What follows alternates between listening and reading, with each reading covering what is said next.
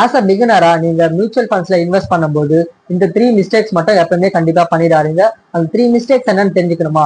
அதுக்கு முன்னாடி இந்த மாதிரி யூஸ்ஃபுல் அண்ட் யூனிக் ஃபினான்ஷியல் கான்செப்ட்ல வீடியோ போற நம்ம பேஜை ஃபாலோ பண்ணிக்கோங்க. ஃபர்ஸ்ட் விஷயம் என்னன்னு பாத்தீங்கன்னா, ஒரு மியூச்சுவல் ஃபண்ட் ஸ்கீமை பாஸ்ட் ரிட்டர்ன்ஸ் வச்சு சூஸ் பண்றது, which is one of the worst mistake. எதனாலன்னு பாத்தீங்கன்னா, different mutual fund scheme different time பீரியட்ல நல்லா பெர்ஃபார்ம் பண்ணிருக்கும்.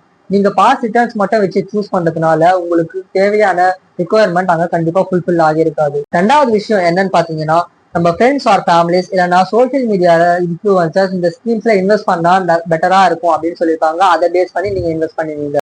அப்படி இன்வெஸ்ட் பண்ணும்போது நம்மளோட ரிக்குவயர்மெண்ட்டுக்கு ஏற்ற ஸ்கீம் அது கண்டிப்பா இல்லாமல் போகிறதுக்கு நிறைய பாசிபிலிட்டிஸ் இருக்கு. தேர்ட் மிஸ்டேக் என்னன்னு பாத்தீங்கன்னா, ஒரு ஃபண்ட் டாப்ல இருக்கு அதனால நான் இன்வெஸ்ட் பண்றேன். டாப்ல இருக்கிற ஃபண்ட் எப்பவுமே டாப்லயே இருக்காது, அது கீழே வரதுக்கான பாசிபிலிட்டிஸ் ரொம்ப அதிகம் இருக்கும். ஃபார் எக்ஸாம்பிள், இந்த வருஷம் நல்லா பெர்ஃபார்ம் பண்ண ஸ்கீம் நெக்ஸ்ட் இயர் நல்லா பெர்ஃபார்ம் பண்றதுக்கான பாசிபிலிட்டிஸ் ரொம்ப கம்மி. இந்த 3 பேராமீட்டர்ஸ் பேஸ் பண்ணி இன்வெஸ்ட் பண்றதுனால உங்களுக்கு நெகட்டிவ் ரிட்டர்ன்ஸும் வரதுக்கான பாசிபிலிட்டிஸ் இருக்கு, இல்லைன்னா சஃபிஷியன்ட் ரிட்டர்ன்ஸ் ஜென்ரேட் ஆகாததுக்கான பாசிபிலிட்டிஸும் இருக்கு.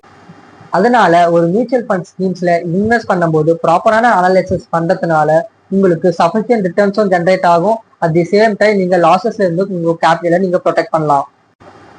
ப்ராப்பரான மியூச்சுவல் ஃபண்ட் ஸ்கீமை எப்படி செலக்ட் பண்ணணும்னு தெரிஞ்சுக்கணுமா? கமெண்ட்ல மியூச்சுவல் ஃபண்ட் டைப் பண்ணுங்க, எங்க டீம் உங்களை கான்டாக்ட் பண்ணுவாங்க.